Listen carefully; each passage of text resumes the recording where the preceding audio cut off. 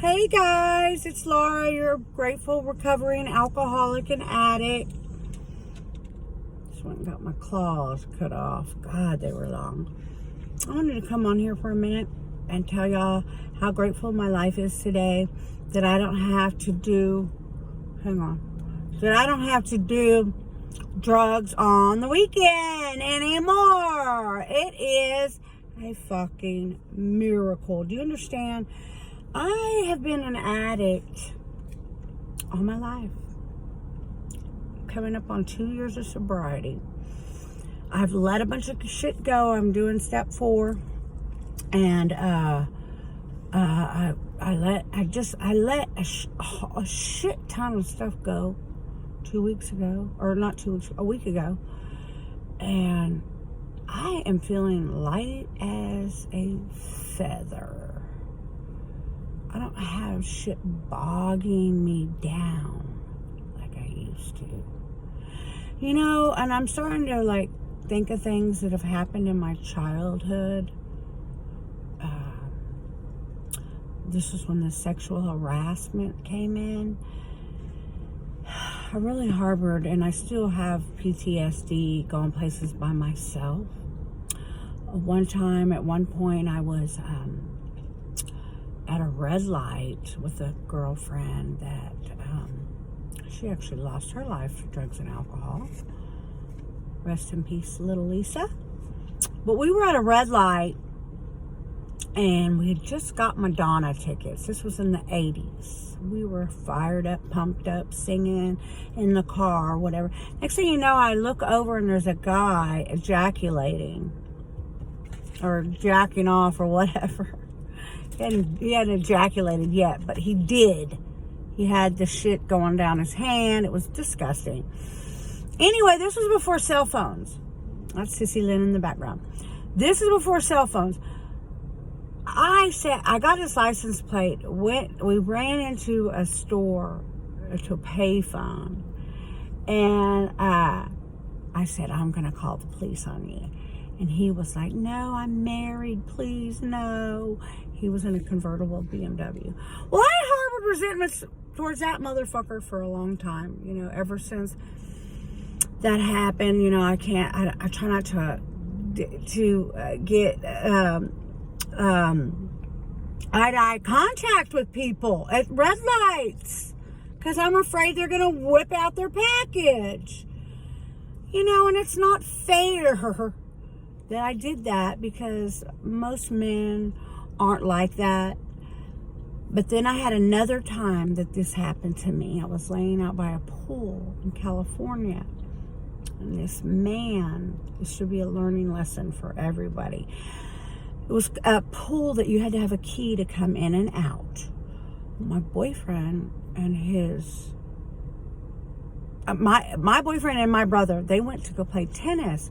But we put a rock up against the gate so I could get out if I wanted to, because they were using the key to go to the tennis courts.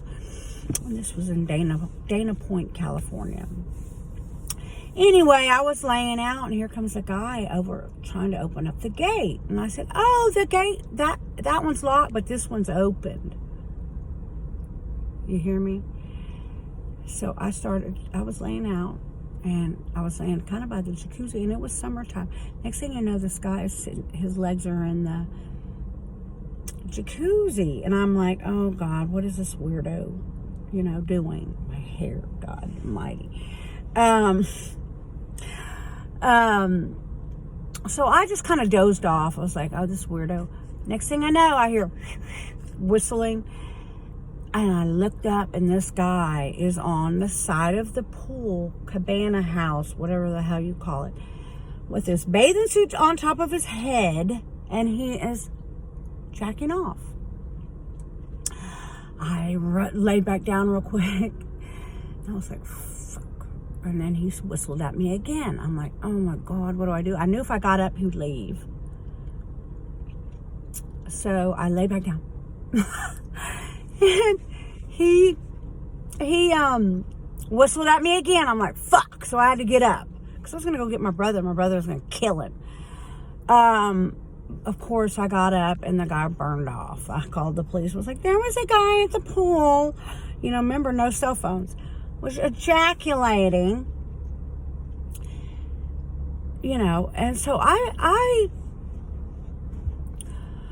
harbored resentments towards these fucking weirdos for 50 years. My sponsor tells me the other day, well, don't you think they might have been sick? I hadn't read that one part in the big book. You can't blame somebody else that is sick too. Those guys were sick. You don't just do that. I mean, I wonder if those guys even think or thought. That kind of fucked me up. I can't go anywhere. I can't lay out by a pool by myself. That's for sure. You know, I don't like driving around by myself. If I do, I don't make eye contact with people. And that's a fucked up way to live, you know? So I'm trying slowly to let go of that resentment because they were sick.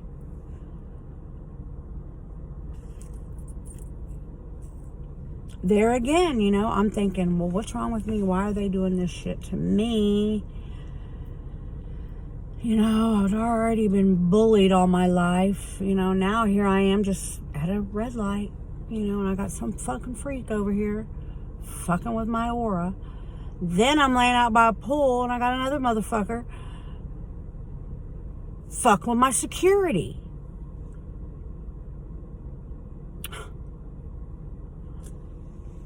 So I'm here to say, if you've ever had something fucked up like that happen to you when you're younger, because the first time I was, I'm going to say 19, I was young both times, 18, 19, 20, something like that. Far off in my addiction, you know. Oh, shit. Sorry. That, you know, but little things like that. And then I'd woken up a couple of times. Look at my puppy. Woken up a couple of times. I've had people on top of me, you know, and stuff like that. It's so hard in sobriety